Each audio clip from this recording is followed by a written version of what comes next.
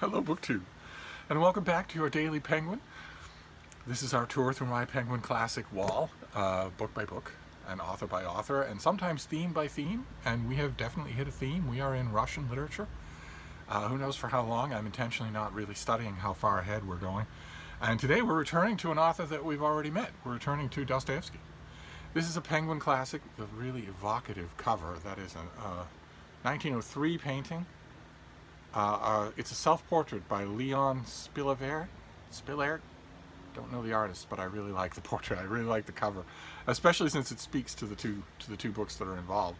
This is a translation by Ronald Wilkes, with an introduction and notes by Robert Louis Jackson, of Notes from the Underground and The Double by Dostoevsky, which when I first saw this volume struck me as a little bit odd of a pairing, because the double is interesting in a way, but it's a fairly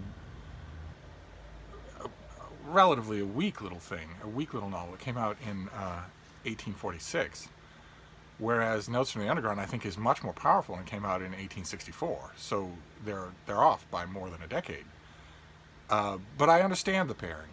I mean, a lot happened in between Dostoevsky's composition of these two things. He was arrested, for instance, for sedition, and was sent into exile, first in prison for hard labor and then in the military. And that hardship, that change in his life coincided with incredibly worsening health. So a lot happened between the writing of these two books, but it's amazing when you read Dostoevsky's diaries, his writer diaries, or when you read accounts about him, how little some things about him seem to change, despite all the hammer blows that were raining down on him. I mean, the Notes from the Underground came out at the beginning of the year that saw him lose both his wife and his brother. And like I mentioned when I talked about this author, this is someone who was never far away from sheer tragedy, from misery. I think he channeled it all into his writing, but there's a weird case to be made that he was just incredibly resilient throughout it all, and that the tone, when you read his letters to his brother, for instance, at the time of the composition of The Double, and at the same time that he was publishing The Double, he was also publishing another book that did much better. It struck much more of a chord with the public and with critics. But at the time that he was writing that and coming out with it and agonizing with it, he was writing letters to his brother and lots of other people, and the tone, the voice of the person in those letters is remarkably identical to the tone of the person in the letters at the time, 15 years later when he wrote Notes from the Underground. So I don't know how many of you have read Franks' multi-volume biography of Dostoevsky. I think it's a bit of a slog, unnecessarily so. It doesn't have to be that multi-volume biographies of authors who live, after all, perforce interior lives will be slogs. I know that Gore Vidal made a lot of hay by jumping up and down on, for instance, Leon Edel's multi-volume biography of Henry James, but nevertheless, Edel's biography of Henry James is fantastic reading. And I don't get that in the Franks biography of Dostoevsky, but I not that I don't like it, and maybe what I really need is a good, snappy one-volume recension of that massive reading experience. But one way or another, you start to get a sense for Dostoevsky. I think the more you read his let's call them minor works, just because we've seen one toweringly major work, and we're going to see a couple of others, I bet. That's the only reason you could call, maybe not The Double, but Notes from the Underground. That's the only reason you could really call it a minor novel, because it's not to compare it against other people, but to compare it against what this own author can do. But it's an amazing thing when you read about him, how dogged he was. It makes me wish, deep down inside, that maybe life had been easier on him, so that he didn't quite need to be so resilient in the face of so many blows from fate. But maybe if life had been easier on him, he wouldn't have written these books, or they wouldn't be as great as they are. I don't myself believe that The Double is all that great, but Notes from the Underground definitely has elements of greatness running throughout it, and I think you can tell that in this case. Not that I'm meaning to jump on my own profession, But I think you can tell that by the critics' reaction. They were nonplussed by the double, but they were morally outraged by Notes from the Underground. And I understand why the editors would put these two together, despite the fact that they are so distant in time. The natural pairing would be the double and that other book, which we will, I'm sure, get to and talk about, that came out at the same time. But this is also a natural pairing, because both these books are about the term that the character in Notes from the Underground, that the reference that we get there is the Underground Man. And both these books are about that kind of nameless, faceless, bureaucratic drone. That is Dostoevsky's focus in both these stories, is that kind of bureaucratic drone in Moscow and St. Petersburg. Just, they are neither poor nor rich, they are neither influential nor completely isolated, and they are infinitely interchangeable, which is the whole gimmick of the double.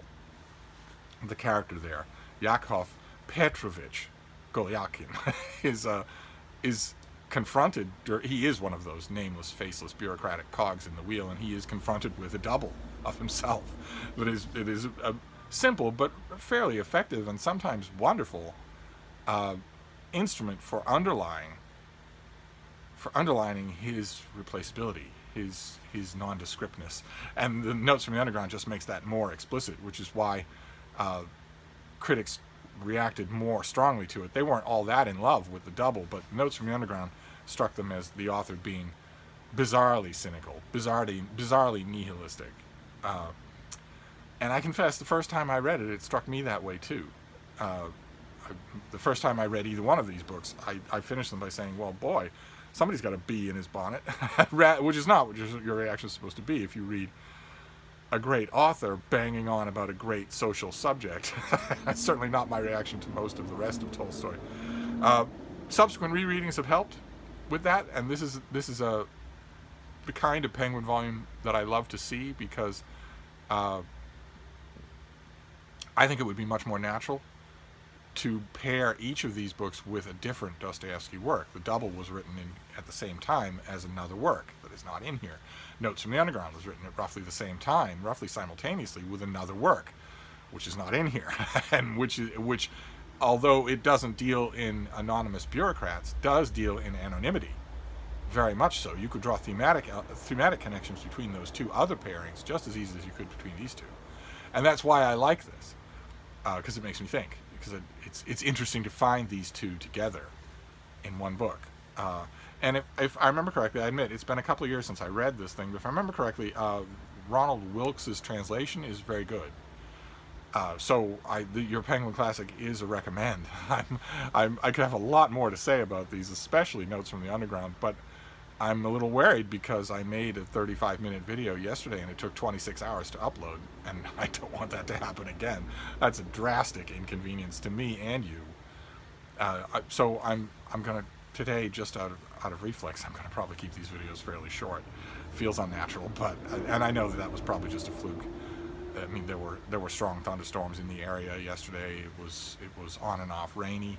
It was boiling hot and humid. I don't know if any of those things have anything to do with Wi-Fi, but I know that pouring rain does here, so maybe they do too. One way or another, I'm going to wrap this up fairly circumspectly. This is a recommend. This is very much a recommend. This is a terrific Penguin Classic. The introduction is really good. If I remember correctly, the notes are very good, and the translation is nice and smooth, and you may not have read the double. I have a feeling that a lot of you, especially if you were English majors, have probably read or encountered Notes from the Underground, but the double you may not have read, and it's very interesting. It feels a little heretical to say that it's apprentice Dostoevsky. So maybe I won't say that. I often think it, though. So that is your Penguin Classic for today. It's yet another Russian volume. I imagine the Russian volumes are going to keep coming. That would be fine by me. It's an incredibly impressive literary body. So I know that I have a lot of Penguins of it. I don't remember that I ever put them together, but I must have at some point. This is too many for coincidence. So I'll wrap this up for now, and we'll see what we encounter tomorrow. So I'll see you then. Thank you, BookTube.